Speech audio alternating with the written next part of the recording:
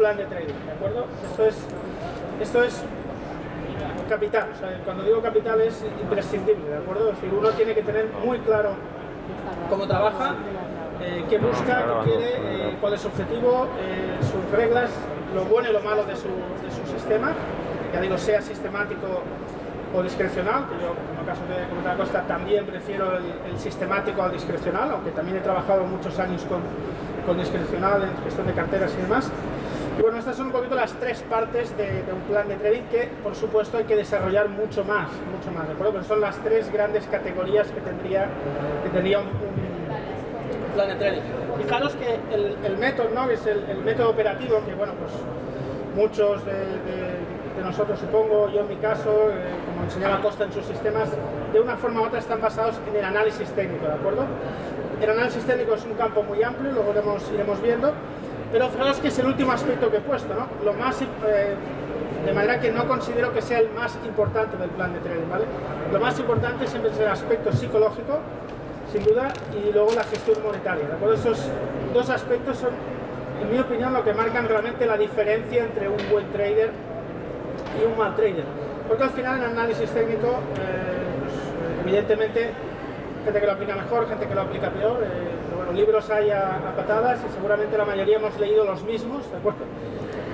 La clave al final, como digo, para mí es la gestión monetaria y la psicología. Y cuando la psicología lo digo en un término amplio, ¿de acuerdo? En un concepto muy abierto, no solo en el concepto de miedo o euforia, ¿no? Sino en disciplina, en un montón de aspectos, sobre todo cuando uno pierde, ¿no? Porque al final en este negocio se pierde siempre, ¿de acuerdo? Es decir, no existe ningún sistema, ningún método de trading que no falle nunca, eso no existe, ¿de acuerdo?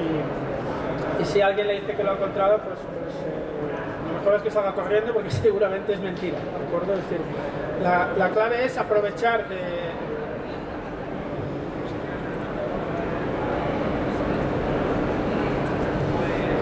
lo bueno que tiene nuestro sistema de trading y minimizar lo malo que tiene, ¿de acuerdo? Aprovechárselo.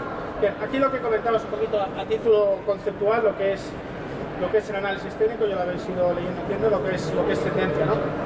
Y siempre la gran diferencia, o la diferencia entre el análisis fundamental y el técnico, ¿no? Porque esto es siempre una controversia a nivel académico, ¿de acuerdo? Sobre todo a nivel universitario y demás, el análisis técnico aquí, cuidado, en Estados Unidos no es tanto así, está bastante mal considerado, sigue quedando más para los traders, ¿no? Es decir, si uno sigue en Twitter, aquí tenemos a uno de ellos que yo conozca y hay otros seguro, grandes traders que cada día en su casa se dedican a esto y viven de esto, ¿de acuerdo? Hay muchísima gente que lo hace, ¿de acuerdo? Pero si uno tiene la ocasión de trabajar en las casas de bolsa, yo he estado años trabajando en una como gestor, pues cualquier parecido con la realidad de cualquier trader es pura coincidencia, o sea, no tienen nada que ver, ¿de acuerdo? Nada que ver, o sea, viven en otro mundo, ni mejor ni peor, ¿de acuerdo? No entro en eso, pero es todo mucho más académico o fundamental, ¿de acuerdo? Mucho más centrado, como pongo aquí, en las causas, ¿no? O como yo digo muchas veces, en tener razón. A mí como lo que no me importa es tener razón, sino ganar dinero, ¿de acuerdo? La razón se la dejo a los demás, yo lo que quiero es el dinero, ¿no? Por eso los analistas técnicos nos centramos en los efectos, más que en las causas. O sea, las noticias nos interesan, claro que sí, nos interesan los resultados, pero nos interesa el efecto que provocan en las cotizaciones, ¿vale? Fijaros aquí, esto es la caída, esto es el DAX, ¿vale? El índice de contado. Esto es la caída de agosto, ¿no? Que fue realmente de libro técnicamente, no solo en el DAX, sino en muchos índices, en muchos sectores, sector bancario, fue absolutamente de manual. La señal de venta fue clarísima. Una la dio el día 1 de agosto. Bueno, yo hablo ahora de estructura de precios, cuidado, es decir, técnicas de trading hay muchas, estrategias muchas, y ahora no hablo de estrategias, sino de estructura de precios, ¿de acuerdo? Que es un tema tremendamente importante, ¿no? Para ubicar siempre dónde estamos, lo que llamamos la big picture, ¿no? Saber dónde estamos en el mercado, ¿no? En este caso en gráfico diario, pero se puede trabajar en gráfico semanal, gráfico mensual. De hecho, mañana aquí a las 4 voy a hacer una presentación de largo plazo, vamos a ver gráficos del Dow Jones desde 1920 para ver realmente el análisis técnico, lo increíblemente útil que también es en los gráficos mensuales, ¿de acuerdo? Pero bueno, esto será mañana, ¿no? Fijaros aquí la señal de venta y no solo en el DAX, insisto, en otros índices, el día 1 de agosto y ya otra para reducir todavía más el día 4 de agosto, ¿de acuerdo? Es decir, fueron figuras de venta muy claros, por eso decía antes, que lo he puesto en la presentación, que hay un momento para hacer las cosas y otro para arrepentirse de no haberlas hecho. Es una frase que a mí me encanta y que suelo usar mucho en mis cursos y mis presentaciones, ¿no? Porque para un técnico el timing es claro. El momento en que se hacen las cosas es determinante, ¿no? Porque luego, luego hay mucha gente que decimos, ¿no? Que se convierten en inversores de largo plazo, ¿no? O sea, aquellos, no sé si lo han oído hablar, aquello de que un inversor de largo plazo es aquel que pierde a corto, ¿no? Esto muchas veces se comenta y es pues, por eso, porque es verdad que hay un momento, si uno aquí no vende cuando le toca, en 5 días está perdiendo un 20%, en 5 días. Entonces, pues bueno, el momento es el que es y luego ya, entonces luego la gente, cuando uno participa en los consultorios, en 5.200, dice, bueno, ¿y ahora qué hago? Bueno, pues, o sea, yo te recomendé vender en 7.000, ¿de acuerdo? Es decir, claro, en 5.200, pues no sé, depende, veremos, ¿no? Pero sí, claro, el momento de vender es cuando perdemos 7.000, etcétera, no cuando estamos en 5.200. En 5.200 hay que ir buscando seguramente puntos de giro para comprar, ¿no? Aquí un poquito las disciplinas que yo entiendo dentro del análisis técnico, que es una disciplina muy amplia. Hoy me centro, insisto, en el chartismo, en la tendencia, en el análisis de la estructura de los precios, que es la más importante de todas. De todo lo demás, volumen, velas, osciladores, todo, sentimiento, todo es siempre secundario al precio, ¿de acuerdo? Lo más importante que existe en cualquier estrategia de trading es el precio. Y de hecho, la mayoría de mis sistemas, bueno, muchas estrategias de traders de éxito, solo trabajan con el precio. O sea, no tienen ningún indicador puesto en los gráficos, ni medias, nada. Solo estrictamente el precio, ¿de acuerdo? Porque, reitero, es lo más importante. De todas formas, no quiere decir que no puedan haber otros elementos que nos pueden ayudar, como las velas, a mí me encantan, es un tema muy útil. Osciladores, indicadores pueden ser útiles, pero para mí están sobrevalorados, ¿de acuerdo? O sea, reitero que pueden ser útiles, pero bueno, son al final un indicador, depende del precio. Una media móvil pues es una suma de precios, un MAC es una separación entre dos medias exponenciales, un RSI denota una aceleración del precio. Todos los indicadores al final dependen del precio, por lo tanto siempre vamos a fijarnos primero en el que construye los indicadores, ¿vale? Que es el precio. Y luego pues si nos aportan algo más, perfecto, ¿no? El sentimiento de mercado, esto es un tema que llevo también muchísimos años trabajando y estudiándolo, realmente muy útil, ¿no? Bueno, seguro que han oído hablar de la ley del sentimiento contrario, ¿no? Un poquito, aquí les explico el extremo de lo que significa, ¿no? Que si todo el mundo ha comprado, ¿de acuerdo? Pues ¿quién comprará, ¿no? Es decir, si al final el mercado es dinero y papel, ¿de acuerdo? Oferta y demanda, ¿vale? Si evidentemente todo el mundo está entre comillas porque nunca compra todo el mundo, ¿no? Se me entienda el ejemplo, ¿no? Pero si la mayoría de gente ha comprado, ¿recuerdo? Pues ya no hay dinero para comprar, y al revés, ¿no? Incluso al revés suele ser más efectivo. Si todo el mundo ya ha vendido, insisto, todo el mundo entre comillas, pues ya no quedan acciones por vender y por lo tanto el precio suele subir, ¿no? Para esto trabajamos con muchos indicadores, ratios put call, encuestas, los saldos de los insiders, son los directivos de las grandes empresas, los cortos abiertos, hay un montón de indicadores que nos ofrece el mercado, prácticamente siempre de mercado americano, ¿vale? Es donde hay más datos, lo estudian todo, allí es una cosa increíble, hay datos de todo en el mercado americano, y de allí tenemos mucha más información que de Europa, ¿de acuerdo? Y luego también el tema de profundidad o amplitud de mercado, tema muy útil en el concepto de divergencia, luego lo veremos, ¿no? Por ejemplo, uno ve que el S&P 500 está haciendo máximos, pero que no la mayoría de sus valores lo están haciendo, esto es normalmente mala señal, ¿de acuerdo? El mercado debe acompañar en su totalidad. Esto no son lo que llamamos datos de amplitud o datos de profundidad o market breadth en Estados Unidos, ¿de acuerdo? Mañana, ya digo, hablaré un poquito más de todo esto, del largo plazo del análisis técnico, ¿vale? Solo comentar que para nada solo sirve para el corto plazo, pero absolutamente falso, ¿de acuerdo? Este es un mito que hay en el mercado de que el análisis técnico es para corto plazo, para la intradía, para buscar el timing, y para el largo uso es fundamental. Falso, ¿de acuerdo?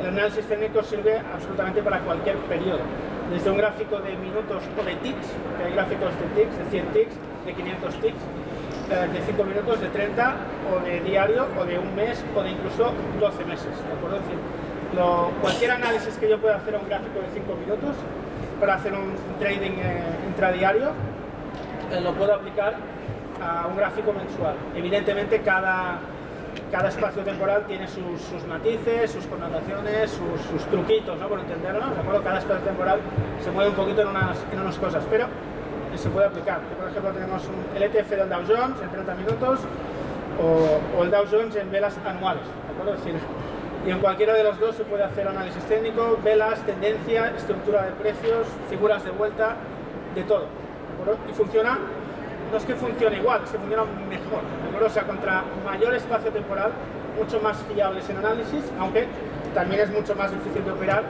porque evidentemente exige stops muy grandes, ¿de acuerdo? Antes comentaba, no recuerdo cómo se llamaba, el chico este que hablaba del trading, no sé si estabais, esto de los time frames, ¿no? Realmente esto es muy útil. Uno siempre mira un time frame mayor y opera en el menor, ¿de acuerdo? Es decir, mira 30 minutos, mira 15, mira 5 y entra en el de 5, ¿vale? Siempre, esto es una herramienta súper útil, pero siempre es bueno tener presente el gráfico mensual, el gráfico semanal, el gráfico diario, luego pero si quiero el intradía en 60 minutos, ¿de acuerdo? Luego la escala, una cosa que parece una tontería, pero os decía antes lo de las casas de bolsa, os sorprenderíais realmente la gran cantidad de gente que está empeñada en utilizar la escala aritmética, algo que yo todavía no he entendido y he reiterado en intentar explicarlo, pero yo lo explico porque para mí es realmente evidente, pero lo explico porque evidentemente para todo el mundo no lo es, ¿no? Uno puede representar el chart en escala aritmética o en escala logarítmica, ¿de acuerdo? Pero pensar que la escala aritmética entiende que si caemos, entiende que es lo mismo ir de 1 a 2 que ir de 1000 a 1001, ¿de acuerdo? Entonces esto evidentemente no es lo mismo, ¿de acuerdo? Es decir, como pongo aquí, si uno cae de 100 a 50 ha caído 50 puntos pero 50%, pero si sube de 50 a 100 sube también 50 puntos pero es un 100%, ¿vale? Esto es una chorrada, lo es, pero ya digo, esto es lo que hay detrás de la escala aritmética o la escala logarítmica, ¿de acuerdo? Este es el motivo por lo que con 1000 euros comprará 100 acciones a 10 y una acción a 1000, ¿de acuerdo? Es decir, esta es la diferencia y esto hay que trabajar por defecto y sobre todo siempre que trabajamos en el largo plazo con la escala logarítmica.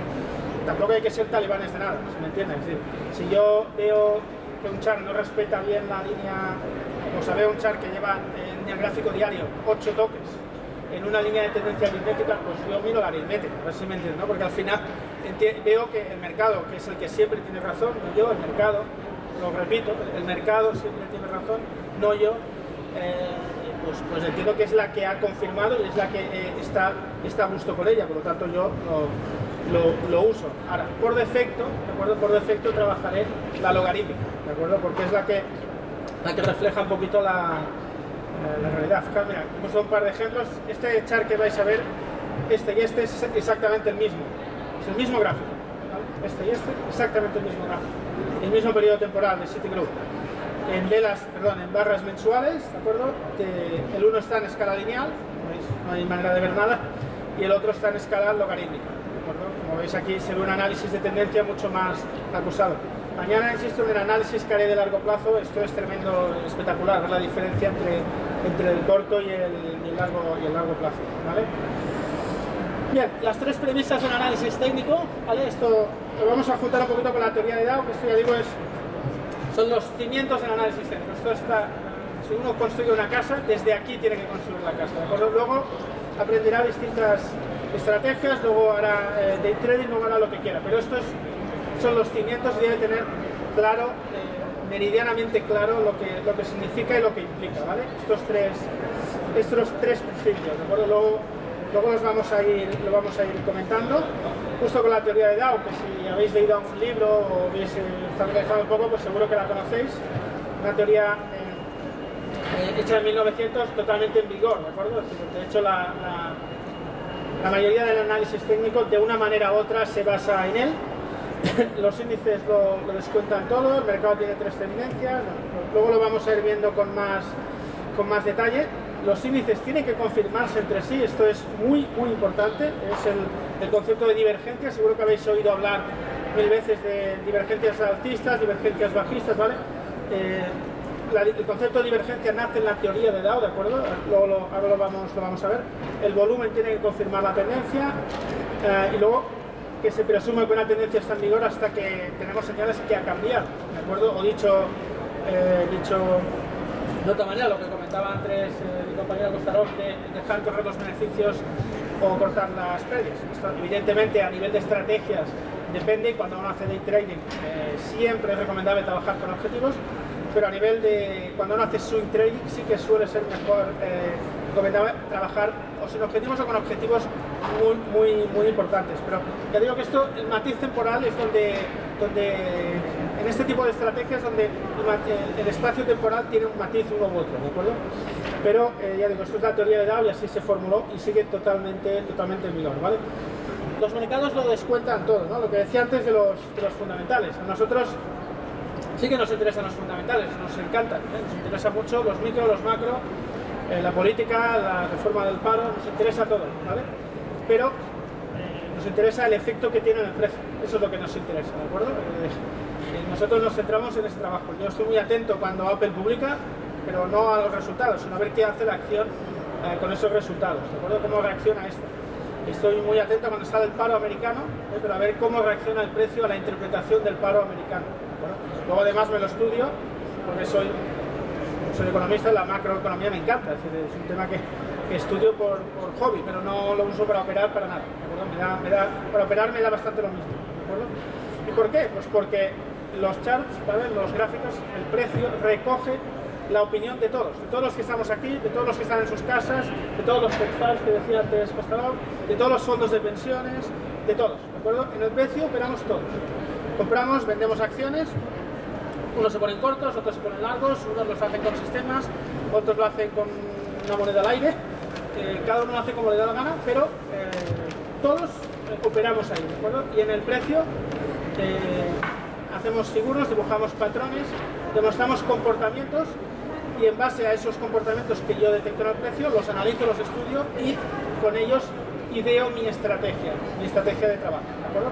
¿Por qué? Pues por lo que comento aquí, porque el mercado siempre tiene razón, como he dicho antes, ¿de acuerdo? Por lo tanto, me centro en el precio, ¿no? ¿Por qué la historia se repite?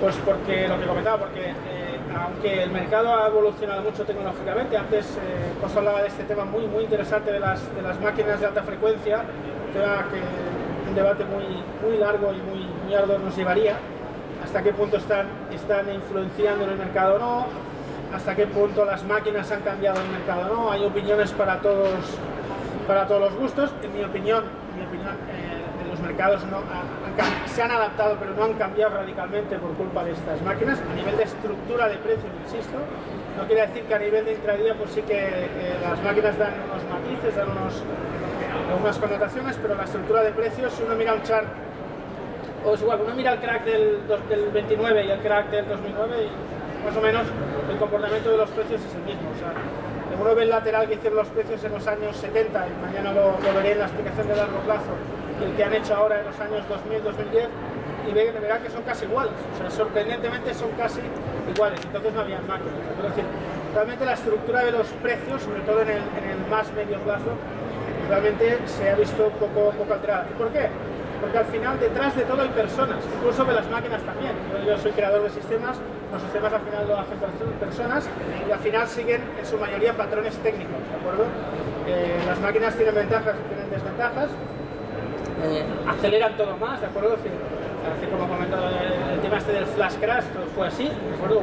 Hubo un error de una máquina, de unas máquinas que se retroalimentó entre sí, ¿no? Un paquete de unas acciones que se vendió en un momento y la llevaron casi a cero. Ahora no recuerdo el nombre, pero fueron 3 o 4 acciones americanas tecnológicas que fueron casi a cero. Luego rebotaron, ¿de acuerdo? Fue un error y evidentemente pues las máquinas, los sistemas ahí vendieron fuerte y pues eso tiene efectos. Fijaros que rápidamente el mercado volvió, ¿de acuerdo? El mercado volvió porque al final pues el mercado a la que ve que es un error, pues lo revierte, ¿de acuerdo? Lo revierte. Por lo tanto, como digo aquí, si algo ha funcionado en el pasado, es más probable que lo siga haciendo a que no lo haga, ¿vale? Y ya te digo,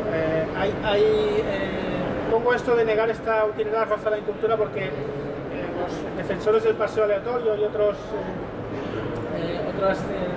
académicos que se empeñan en negar la utilidad del análisis técnico, es uno de los argumentos que utilizan, ¿de acuerdo? Utilizan la idea de que utilizar los datos pasados para predecir el futuro es absurdo o que no es útil. Yo creo que si eso es así, nos cargamos un montón de disciplinas matemáticas, nos cargamos a las compañías de seguros, nos cargamos a un montón de cosas en la sociedad que se basan en estudiar los datos pasados, ¿de acuerdo? Pero un montón. Por lo tanto, estudiar los datos pasados es algo que es útil, no solo en análisis técnico, ¿no? Bueno, ya llegamos a la madre del cordero, ¿vale? Es decir, a lo que es realmente la clave de prácticamente o de muchísimas estrategias de trading, ¿vale? Que es la estructura de precios, los mínimos y máximos crecientes o máximos y mínimos decrecientes, ¿de acuerdo? Esto es lo que al final delimita la tendencia de unos precios. Aquí tenéis un diagrama simplificado de lo que es. Al final el precio siempre se mueve por zigzags, por valles y crestas, ¿de acuerdo? Cuando estos mínimos y máximos son crecientes, el precio es alcista, cuando es decreciente es bajista. Y esto en cualquier time frame, ¿de acuerdo? Se puede analizar en el gráfico de 5 minutos, en el semanal, en el mensual, ¿no? Como decía aquí, cada operador debe trabajar su tendencia, ¿de acuerdo? Porque Dow hablaba de unas referencias aquí que veis. Esto es un poco arbitrario, es decir, cada uno debe ver qué perfil tiene, en qué tipo de trading quiere hacer, si quiere trabajar en day trading, en swing, o quiere trabajar gráficos mensuales y solo buscar los grandes ciclos del mercado, ajustando los fondos de inversión que tienen renta variable y renta fija con los gráficos mensuales. Hay gente que lo hace, personalmente lo hago, y cartera de largo plazo, y es perfectamente útil, ¿de acuerdo? Es decir, cada uno trabaja el grado de tendencia que quiere y uno es la suya, la que él quiere, la que se siente a gusto, y en todos estos grados se puede hacer un análisis de estructura de precios. Luego veremos algún gráfico, ¿de acuerdo? Esas son las tres fases que tiene una tendencia según Dow. Está totalmente en vigor todavía.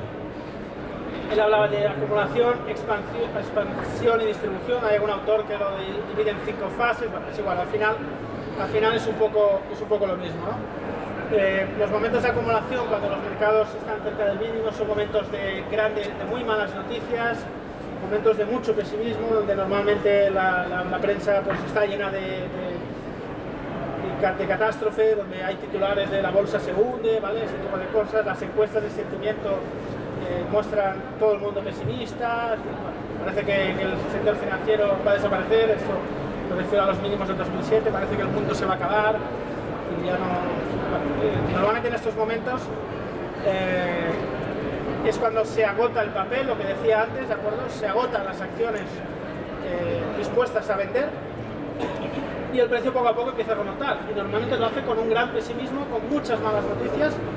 Y lo suelen hacer los institucionales, ¿de acuerdo? Lo suelen hacer lo que llaman las manos fuertes, que ya empiezan a ver que lo peor ha pasado, empiezan a intuir que sí, que las cosas están muy mal, pero que ya no puede ir peor, ¿de acuerdo? Y de que ya solo queda mejorar, de que ya no hay demasiada gente dispuesta a vender y los poquito a poco van acumulando, ¿de acuerdo? Esto arranca las tendencias alcistas. La última clara que hemos tenido, pues ya digo, los mínimos del 2009, hecho 2007, del 2009, donde había un pánico tremendo, y además hay un dato muy importante, que creo que no lo he traído, pero los insiders estaban comprando masivamente en ese momento, pero de forma masiva. Era uno de los datos que a mí me hacía estar muy atento, y de hecho a la mínima señal de vuelta recomendamos rápidamente aumentar exposición a renta variable, porque se veía que el mercado estaba cerca de hacer un suelo. Es verdad que en estos momentos es difícil ver cuánto, porque en estos momentos de pánico la volatilidad es tan alta que en un día las acciones se mueven un 15%, ¿de acuerdo? O los futuros igual, de golpe suben 500 puntos, es decir, es un momento muy difícil para tomar decisiones, ¿de acuerdo? Es complicado. pero a la que tenemos evidencias técnicas de que hay la mínima señal de giro de corto plazo, hay que entrar ahí porque es cuando normalmente se inician las tendencias de largo plazo, ¿de acuerdo? Ya digo que suele ser con niveles de pesimismo muy altos. La expansión, pues poquito a poco las noticias mejoran y la distribución es el caso contrario. Cuando hay una gran complacencia, todo el mundo está encantado de la vida, las cosas no pueden ir mal nunca. Hemos descubierto, recuerdo que hace unos años Greenspan habló de que la productividad infinita había eliminado los ciclos económicos. Hubo incluso una corriente de economistas que empezó a defender que la bolsa no iba a bajar nunca más, que habían descubierto cómo contener la productividad, que ya no habían ciclos, que la economía no iba a tener ciclos nunca más. Bueno, pues evidentemente la economía tiene ciclos porque la economía son personas y las personas no somos para nada racionales. O sea, nos gustaría serlo, pero no lo somos. No lo somos, intentamos serlo, insisto, pero las personas somos mucho menos racionales de lo que creemos. Por eso hay ciclos económicos, porque detrás de las empresas hay personas, de los estados hay personas y de los consumidores, por supuesto, hay personas. Detrás de todo hay personas, ¿de acuerdo? Y las personas con nuestra aversión o no al riesgo, con nuestra propensión a gastar o no, pues realmente al final montamos los ciclos económicos, ¿no? Decía que los indicadores de sentimiento y profundidad que son muy útiles, caso comentaba de los insiders, ¿de acuerdo? Sobre todo los extremos de los suelos, los datos de sentimiento hay que mirarlos mucho cuando hay mucho pesimismo, porque suelen ayudarnos mucho a entrar en el mercado cuando hay tanta negatividad en la sociedad, ¿de acuerdo? El concepto de divergencia y confirmación que lo inventó Dow, ¿de acuerdo? Que lo inventó Dow, Dow lo relató, y él ideó dos medias, dos índices, que son el índice de ferrocarriles y de industriales. Los índices actualmente existen, aunque el de ferrocarriles es el de transportes ahora mismo. ¿Por qué construyó estas dos medias? Porque para él eran las dos medias que representaban la economía, ¿de acuerdo? Entonces decía que las dos fuerzas de la economía deben confirmarse entre sí, deben ir juntas. No tiene sentido que el sector de más beta, para entendernos, el sector de más crecimiento tire fuerte y el sector, para que se me entienda, más conservador, más sólido, de mayor solera, pues no haga máximo. Entonces, los dos índices debían confirmarse en las subidas, como veis aquí. Y si no lo hacían, teníamos una divergencia potencialmente bajista, ¿vale? Yo personalmente no la uso, hay analistas que la usan de manera original, mirando el Dow de transportes y el Dow de industriales. Cada uno la puede usar como quiera, pero para mí lo importante es entender la filosofía que hay detrás de esta idea, ¿de acuerdo? Entender qué quería decir Dow, que era esto justamente, ¿no? Ver que dos patas importantes de la economía debían ir juntas, ¿de acuerdo? Este es el concepto de divergencia y lo podemos aplicar a países, a sectores, a índices, a regiones cooperacionales, ¿de acuerdo? Es decir, no necesariamente al Dow de ferrocarriles y al Dow de industriales. Por ejemplo, al Nasdaq y al S&P 500 o al sector bancario europeo y al sector bancario americano, o a China y el resto de países asiáticos, o al Nikkei con el resto. Podemos utilizarlo con activos que en la historia han demostrado que van muy correlacionados, ¿de acuerdo? Y por lo tanto, si no se mueven de manera correlacionada, vemos que ahí hay una divergencia, una anormalidad en el mercado, ¿vale? Aquí veis una entrena minutos que al final se resolvió al alza, ¿de acuerdo? Cuando hubo la subida esta de octubre, primero el Nasdaq hizo máximos y el S&P no lo hizo, pero justo jornadas después de aquí el S&P confirmó y desde ahí estamos donde estamos ahora, ¿de acuerdo? Desde que se rompió ese máximo en el S&P y dio una señal de compra clarísima, ¿de acuerdo? Clarísima, y de hecho yo en ese momento estaba como responsable de análisis técnico de una casa de valores. Informé a los clientes y a los gestores de fondos, etcétera, de que había que aumentar fuertemente la exposición a bolsa, porque realmente el mercado estaba las noticias eran muy malas, todo lo que quieran, pero la estructura de precios empezaba a demostrar que la demanda controlaba el precio. La oferta o la presión vendedora ya tenía problemas para llevarse el precio abajo, y esto era indicativo de que lo más probable, porque certezas no hay en el mercado, lo más probable los mercados subieran y así está siendo. Desde entonces llevamos una tendencia alcista, sobre todo en Estados Unidos, menos en España, pero también en el DAX, por ejemplo, pero especialmente en Estados Unidos y en el Nasdaq, llevamos una tendencia alcista impecable, de momento sin señales de agotamiento. Lo máximo que vemos es cansancio, que es totalmente normal después de lo que llevan subido, pero de momento mantener posiciones largas sin ninguna duda. ¿De acuerdo en el mercado?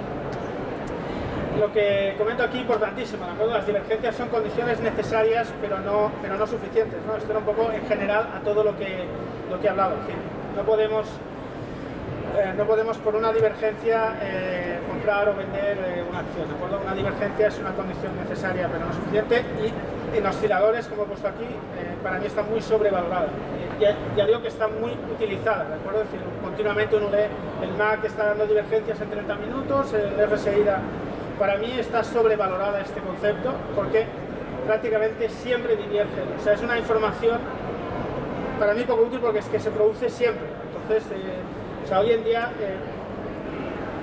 cuando hay una caída muy fuerte, ¿de acuerdo?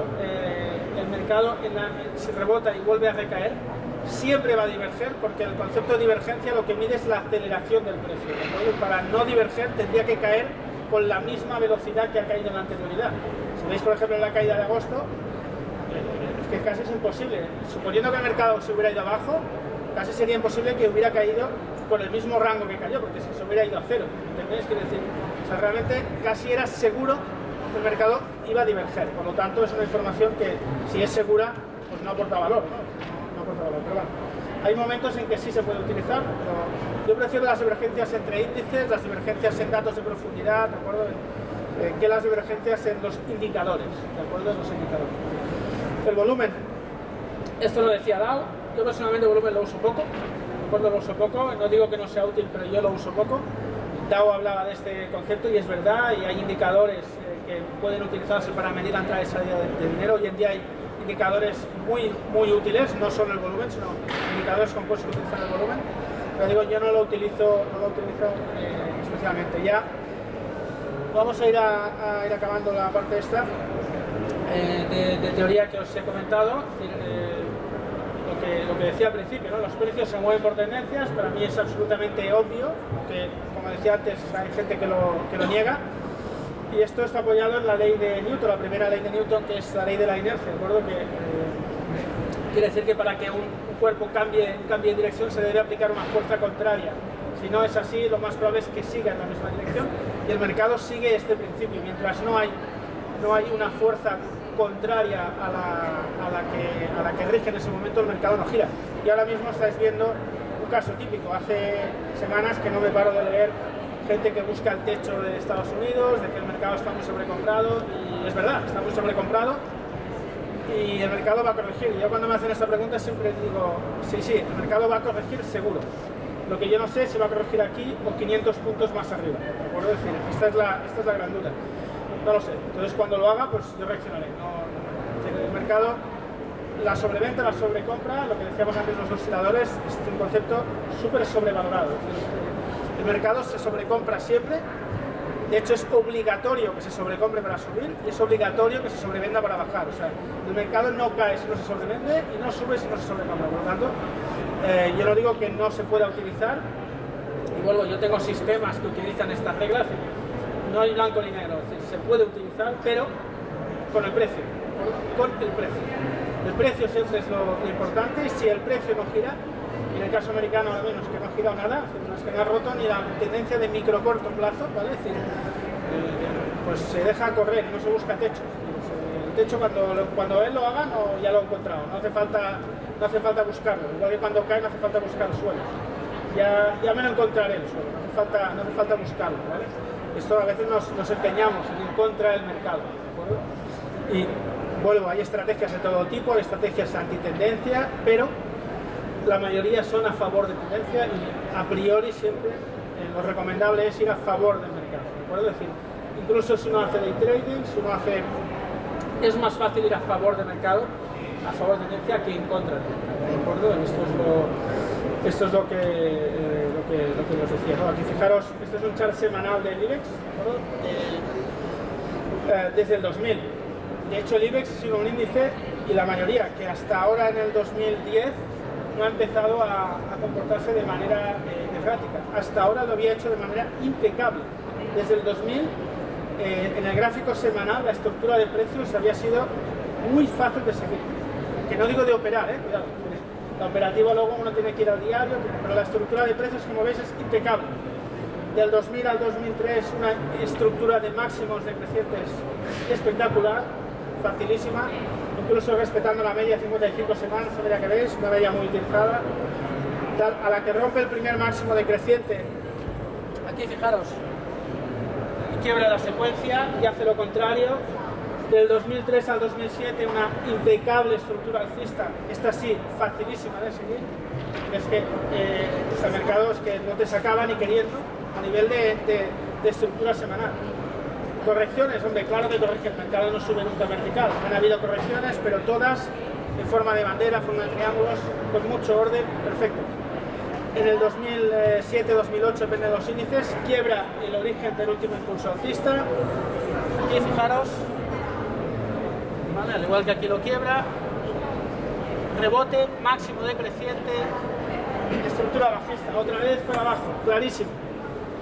Luego aparece Lehman luego, después de que el mercado ya haya girado, bueno, porque luego mucha gente dice, oh, es que Lehman no. Lehman Brothers apareció después de que el mercado ya estaba bajista, ¿de acuerdo?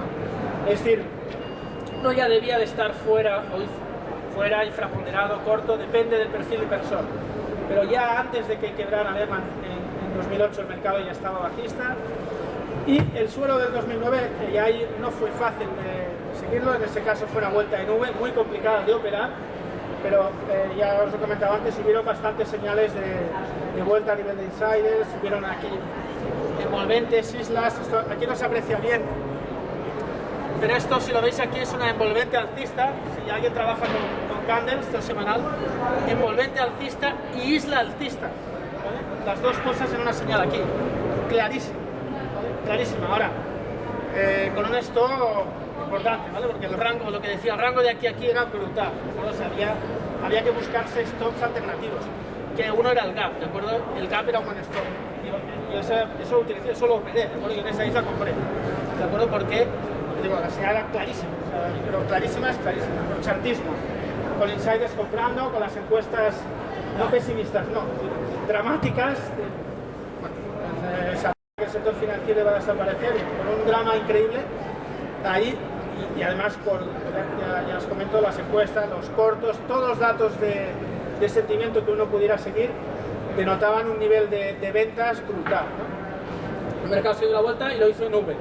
Y ahí, si uno ya no ha entrado, es verdad que es muy difícil entrar, porque el mercado pam, no te deja mínimos crecientes donde tú poder estoparte, donde poder controlar tu riesgo, que siempre es lo más importante, y el mercado se te puede haber ido un poco, ¿no? Pero impulso fortísimo hasta el 2010, y ahí sí que realmente toda esta zona de aquí no ha sido nada fácil, ¿de acuerdo? Porque aquí inicia máximos y mínimos decrecientes, pero rebota fuerte, inicia mínimos y máximos crecientes, pero sin superar este máximo, vuelve a caer, no hace mínimos, no hace máximos, aquí hace mínimos y rebota. Realmente a partir de esta zona sí que, insisto, hablo de estructura de semanal, ¿vale?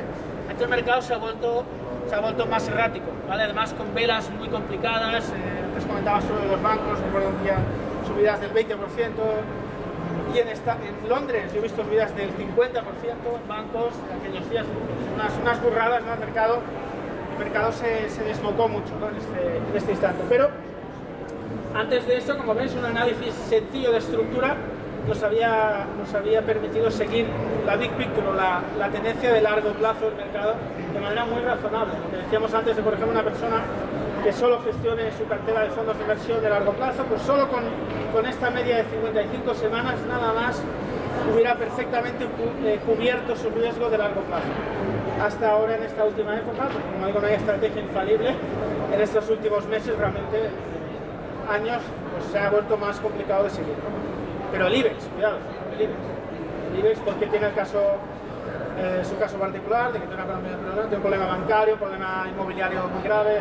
Eso nos llevaría a otro tema, tiene un problema macroeconómico en España muy importante, y eso por al final se ha visto lastrado un poquito en el índice, ¿vale? Y esto...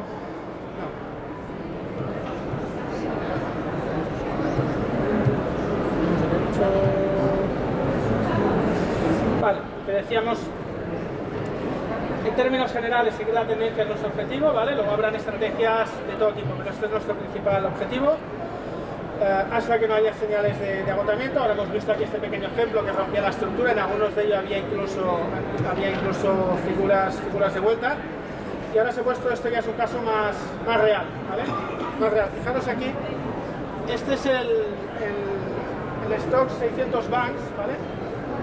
Ajustado por dividendos. Esto es una de las curiosidades que tenemos, que la industria, la mayoría de índices, esto ya os lo adelanto, la mayoría de fondos, operativas o carteras que tengáis que se comparen con un índice que no incluya dividendos, pues no es correcto.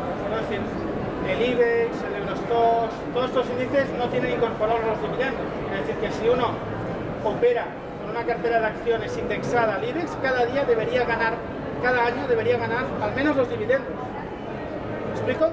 Porque los dividendos del índice se restan, ¿vale? Se restan, ¿vale? Por lo tanto, ¿me he explicado? Es decir, un fondo de inversión indexado al IBEX cada año sin hacer nada debería de ganar los dividendos del índice, porque el índice IBEX los descuenta. O sea, el índice cae cada vez que una acción paga dividendos, ¿vale? Pero hay índices, irónicamente digo que no sé por qué la industria no difunde mucho, ¿vale?, donde los dividendos están descontados. Todos los índices tienen, se llaman índices net return, total return, palabras de este tipo, ¿vale? En el caso del IBEX, si alguno usa Visual Chart, no sé si no lo conoce, en el IBEX es IPTIL, este es el índice con dividendos, ¿de acuerdo? Lo veréis que está a 17.000 puntos, ¿vale? Porque claro, los dividendos suman más, ¿vale? Ese es el índice de verdad, el benchmark de uno que invierte en España.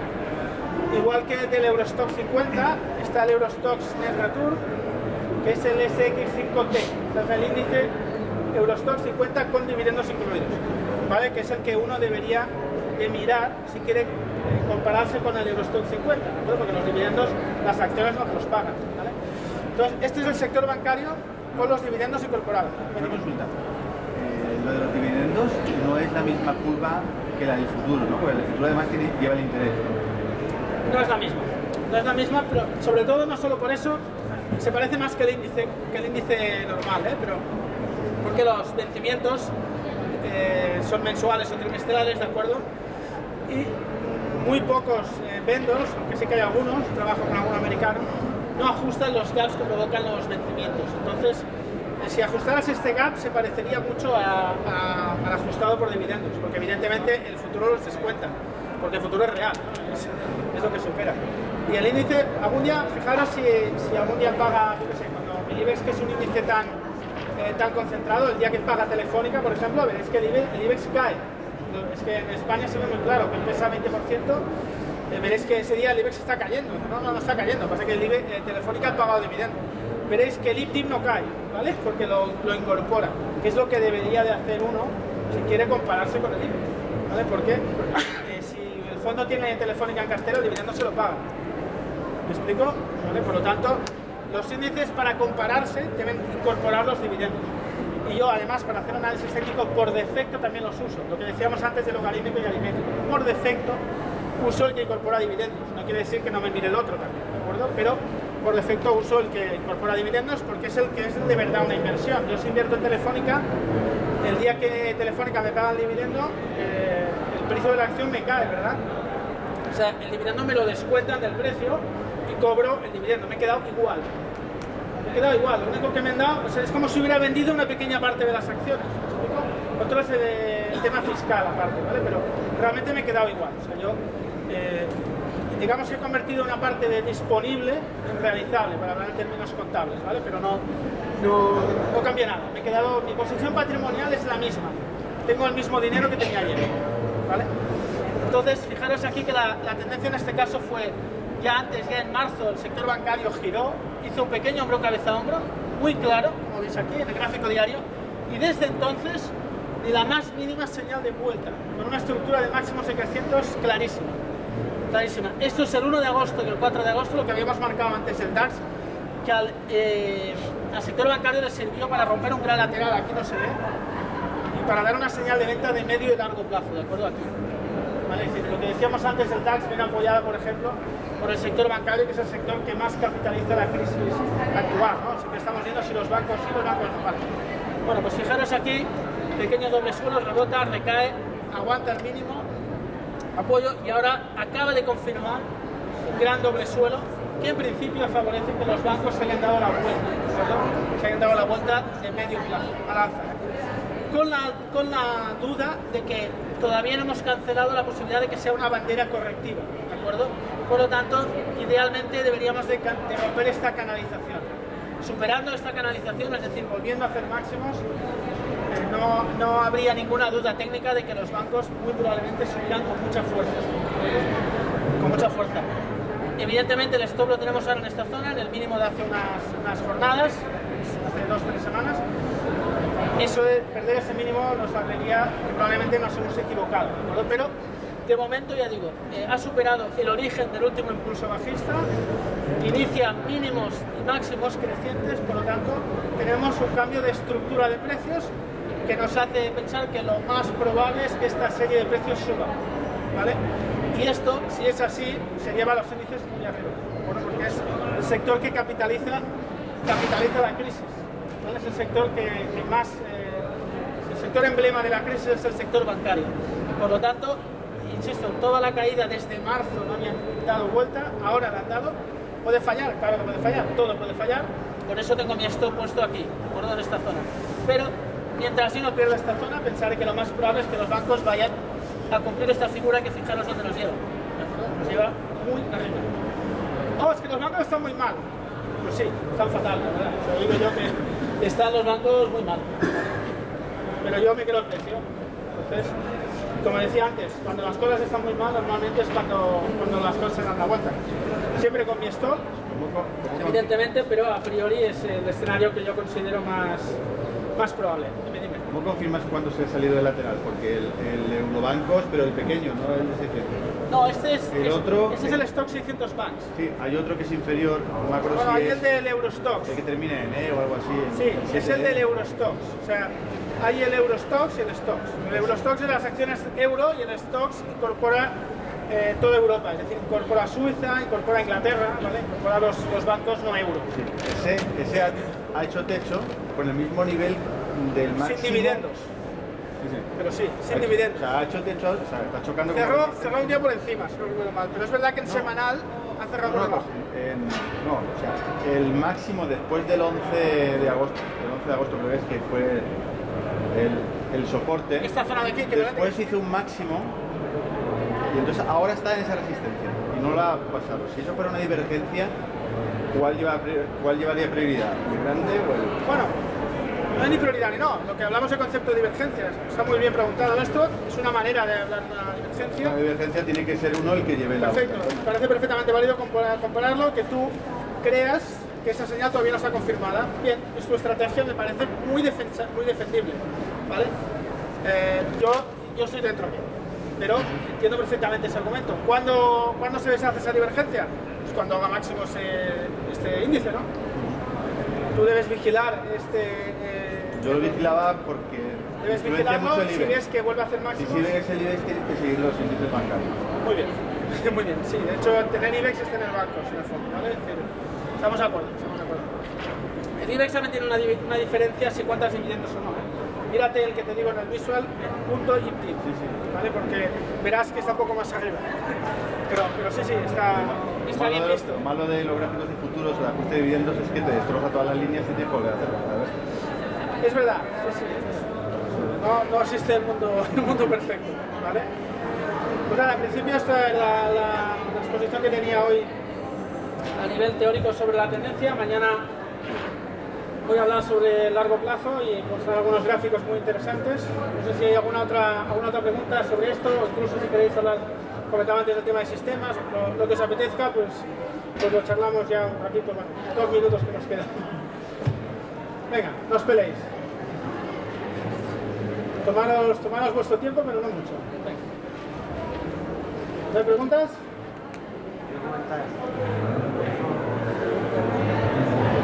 A ver, Sí. ¿puedo hacer una pregunta?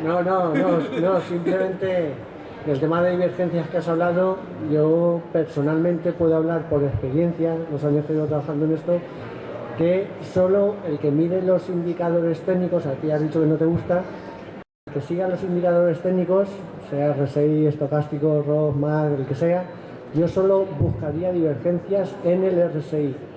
A mí me han funcionado muy bien durante los últimos 20 años.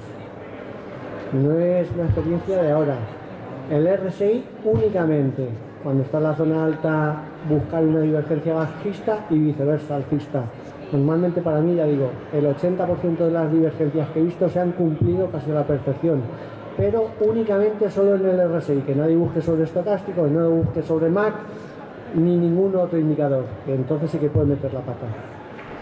Solo me has dicho que yo he dicho que están sobrevaloradas. Yo tengo sistemas con indicadores, cuidado. No quiere decir que no tengan utilidad, sencillamente digo que están sobrevaloradas. Un poco el ejemplo que ponía, mira, fijaros aquí en este gráfico, esto es lo que quería decir. Con esta caída es casi seguro que va a diverger en la siguiente. Es decir, tiene que caer, tiene que acelerarse mucho, porque lo que mide, la mayoría de indicadores, en este caso miden la aceleración del movimiento. Entonces, sencillamente es eso.